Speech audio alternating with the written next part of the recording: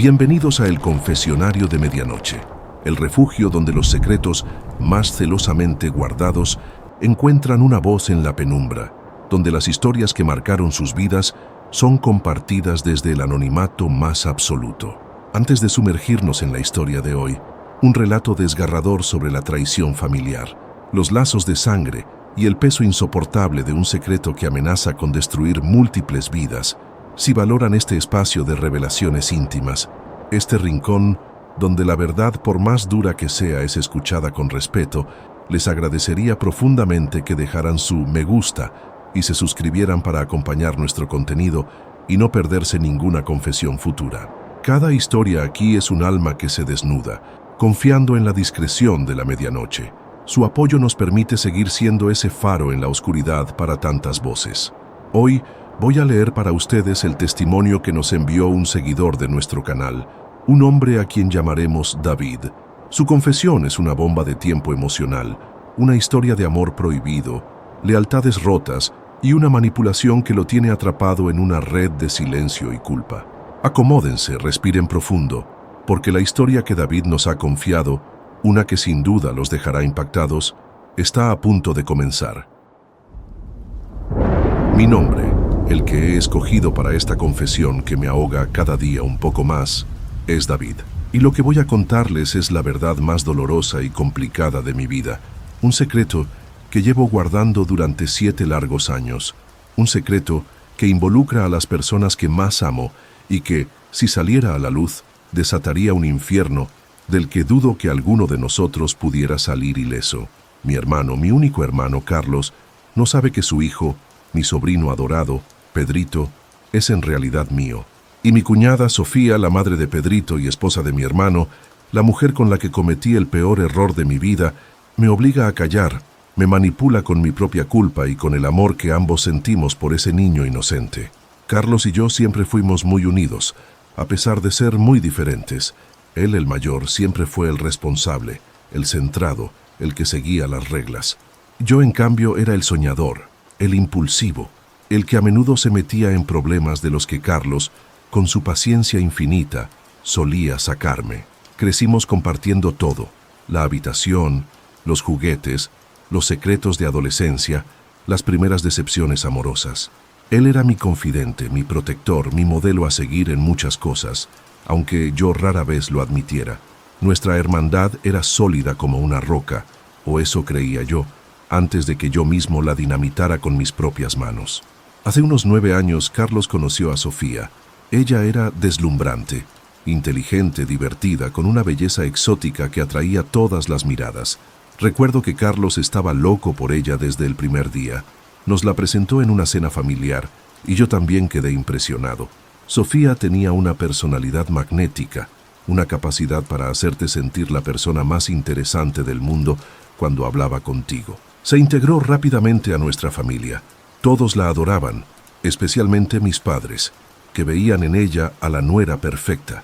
Carlos y Sofía se casaron un par de años después, en una boda hermosa, llena de alegría y promesas de amor eterno. Yo fui el padrino, orgulloso de ver a mi hermano tan feliz, tan pleno. Les deseé con toda la sinceridad de mi corazón en ese momento una vida llena de felicidad. Jamás imaginé que yo mismo me convertiría en la principal amenaza para esa felicidad. Después de la boda, como es natural, la vida de Carlos cambió. Se enfocó en su matrimonio, en construir su hogar con Sofía.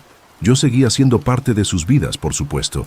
Los visitaba con frecuencia, compartíamos cenas, salidas, y así, inevitablemente, mi relación con Sofía también se fue estrechando.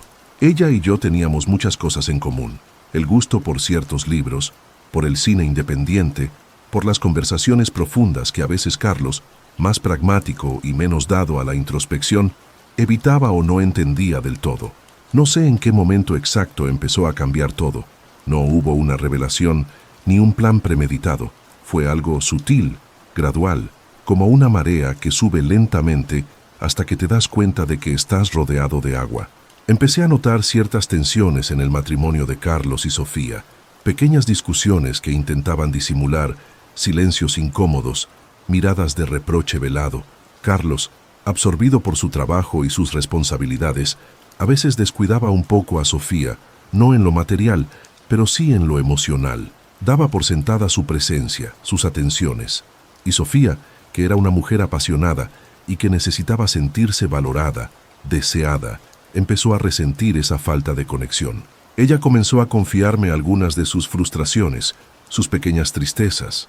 Al principio eran quejas veladas, comentarios al pasar, pero poco a poco nuestras conversaciones se volvieron más íntimas, más personales. Yo la escuchaba, la entendía, o al menos eso creía.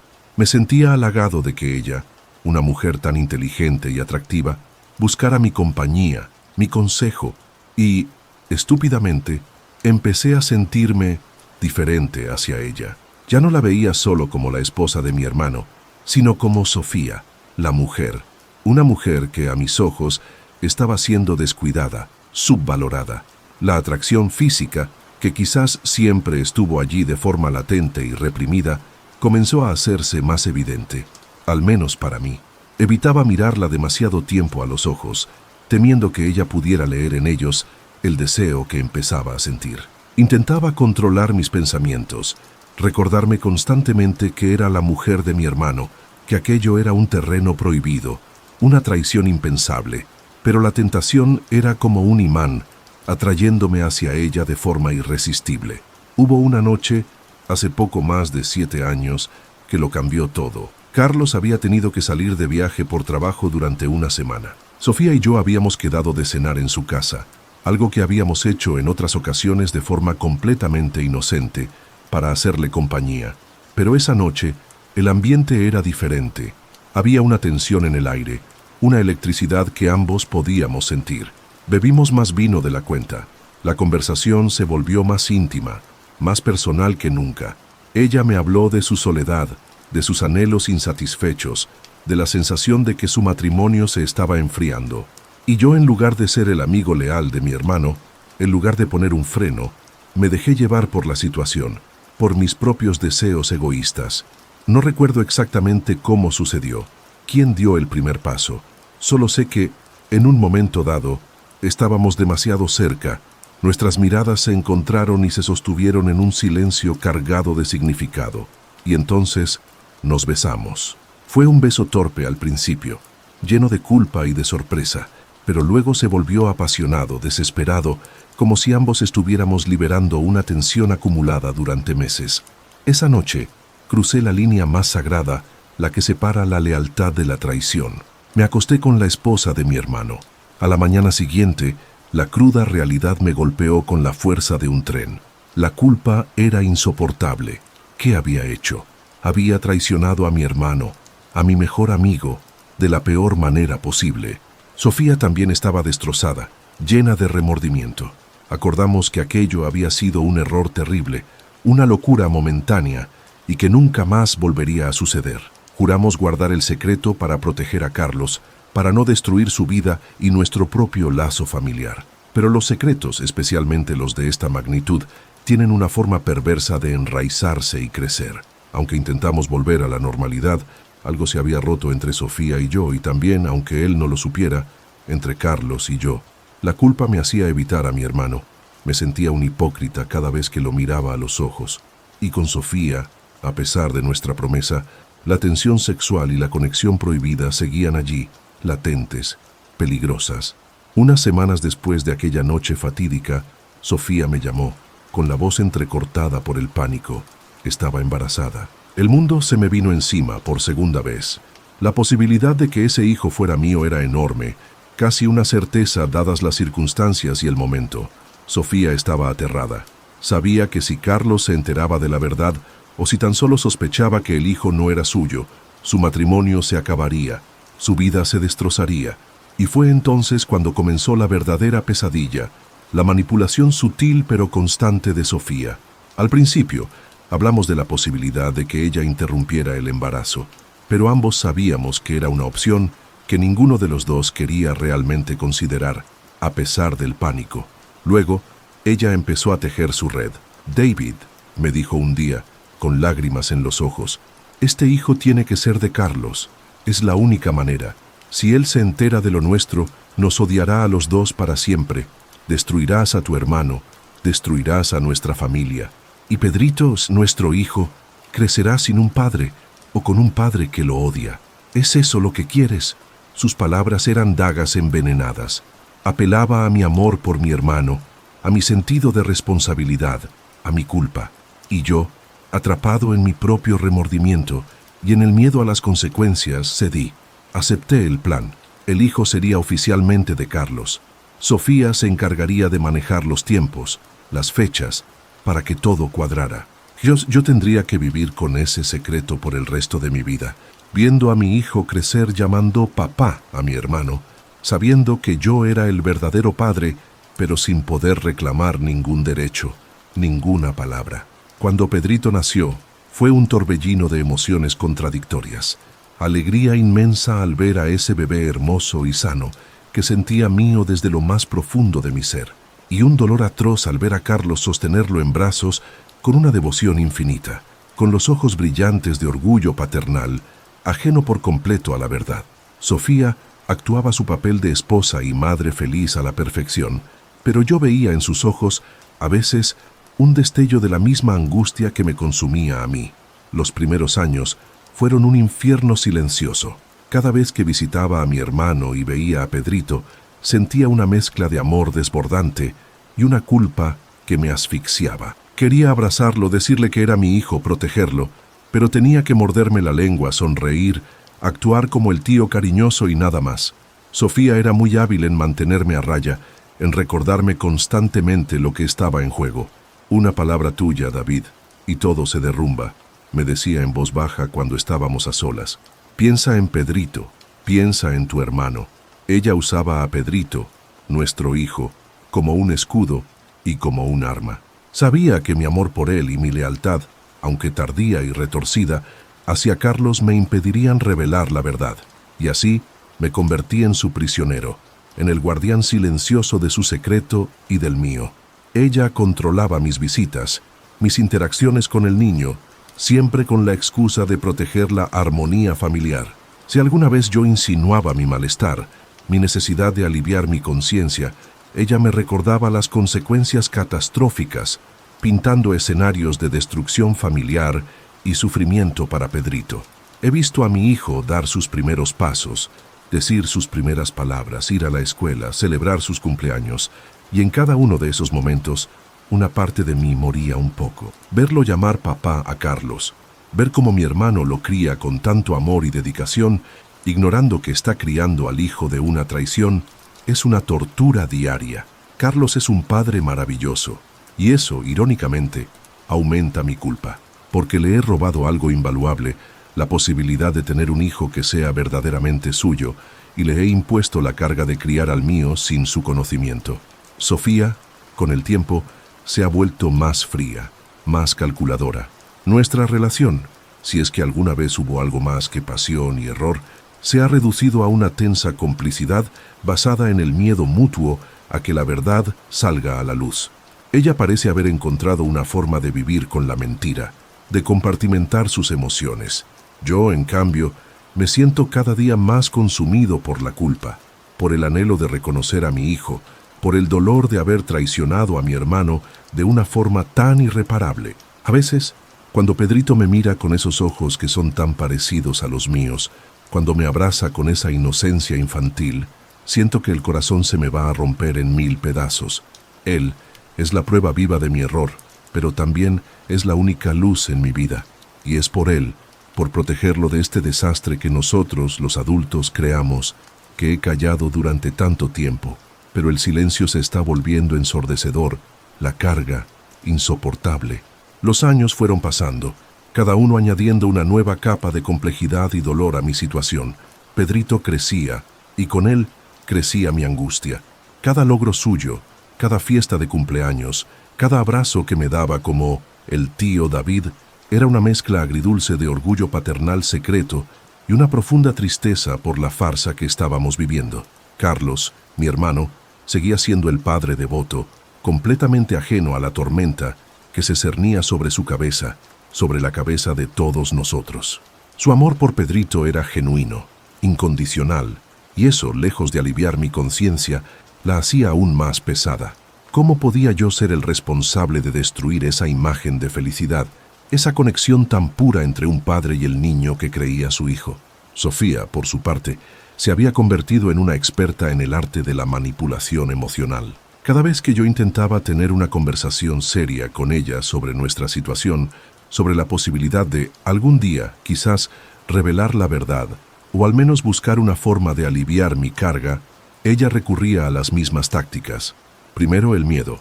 David, ¿te das cuenta de lo que pasaría? Carlos nos odiaría a los dos.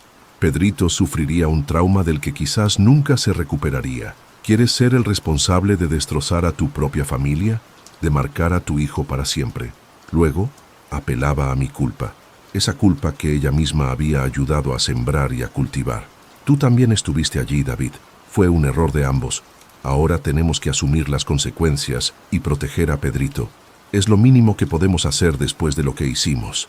Y finalmente, si todo lo demás fallaba, usaba el chantaje emocional más directo. Si realmente amas a Pedrito, si realmente te importa tu hermano, guardarás silencio. Es por su bien. Cualquier otra cosa sería puro egoísmo de tu parte. Y yo, una y otra vez, cedía. Cedía porque en el fondo, sus argumentos, aunque retorcidos y egoístas por parte de ella, tenían una base de verdad que me aterraba. Temía la reacción de Carlos, temía el impacto en Pedrito, temía el escándalo, el desprecio de mi propia familia. Me había convertido en un cobarde, prisionero de mi propio error y de la astucia de Sofía. Ella había logrado tejer una jaula invisible a mi alrededor, una jaula hecha con los barrotes de mi amor por mi hijo y mi lealtad fracturada hacia mi hermano. A medida que Pedrito crecía, las preguntas inevitables comenzaron a surgir, aunque de forma inocente. ¿Por qué no te casas, tío David?, me preguntaba a veces. ¿Por qué no tienes tus propios hijitos? Cada pregunta era como un pequeño alfiler clavándose en mi corazón. Yo sonreía, inventaba excusas vagas sobre no haber encontrado a la persona adecuada, sobre estar enfocado en mi trabajo, pero por dentro gritaba. Quería decirle, porque ya tengo un hijo, y eres tú, porque la mujer con la que podría haber formado una familia es tu madre, y ella eligió otro camino para nosotros, pero esas palabras nunca salían de mi boca. Hubo momentos en que estuve a punto de explotar, de confesarlo todo, sin importar las consecuencias.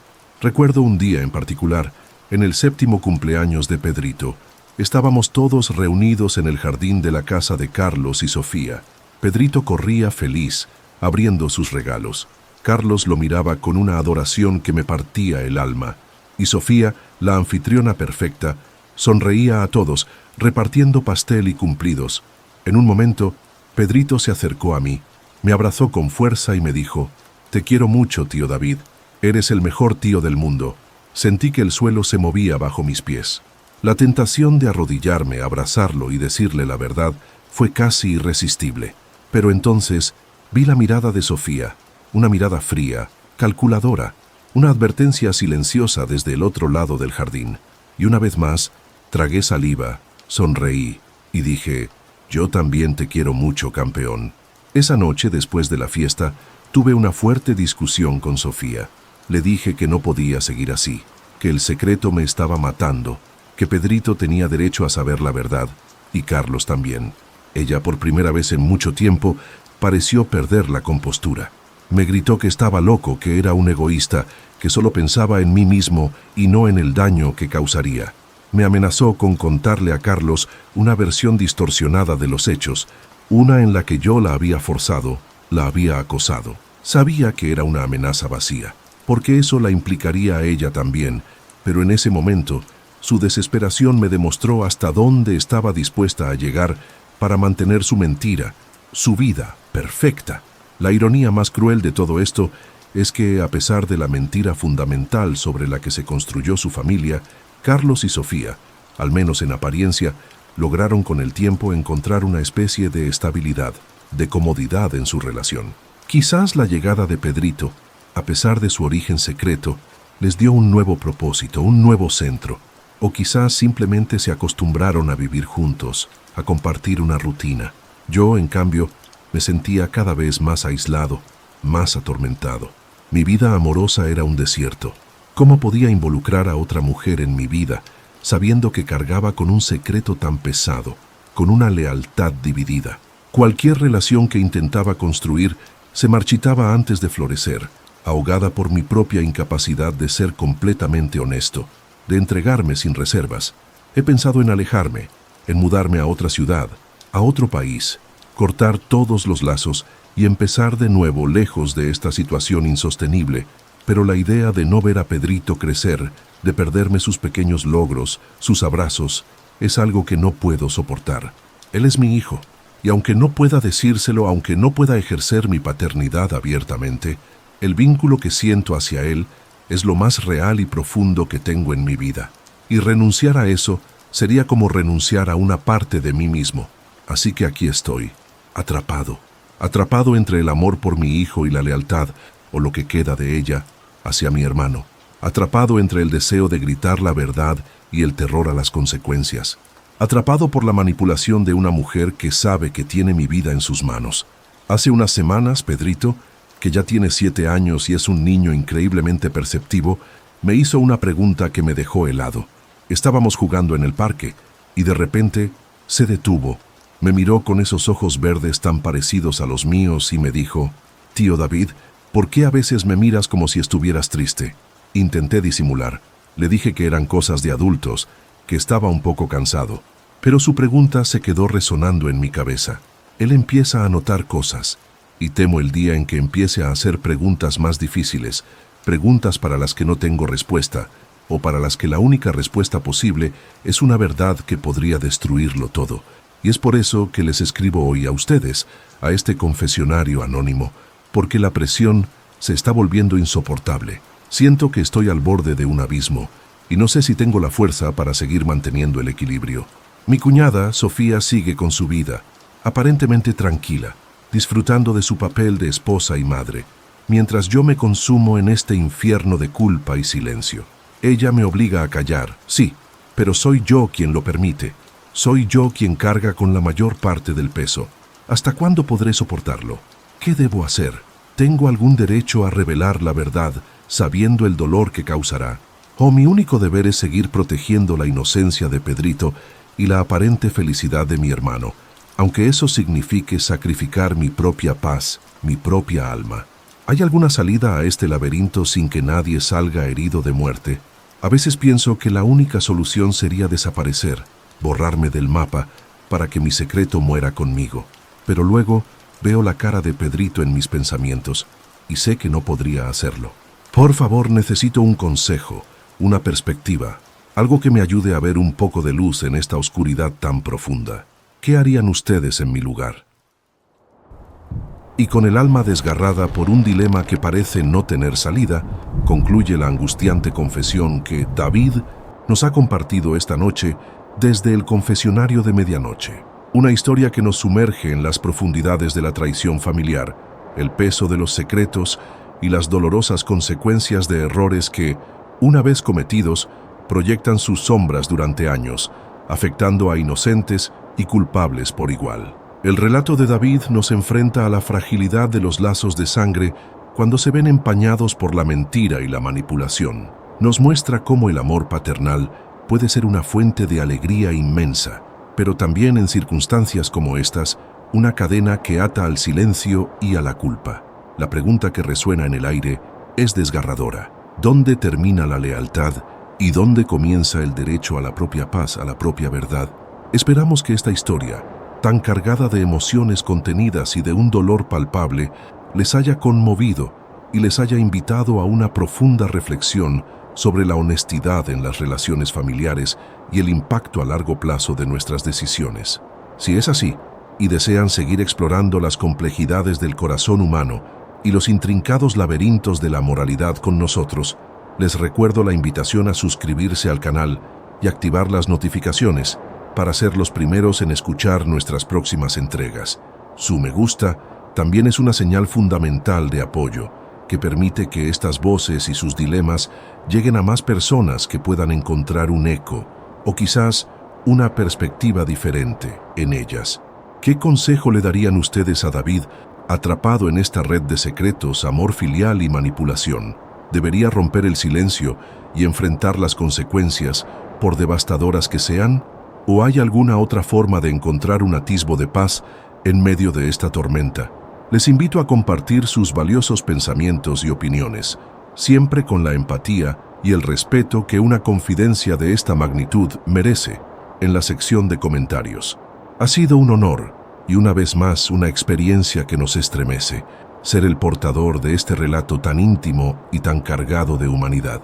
Nos encontraremos nuevamente, como es nuestra costumbre, bajo el manto protector y siempre escuchante de la medianoche.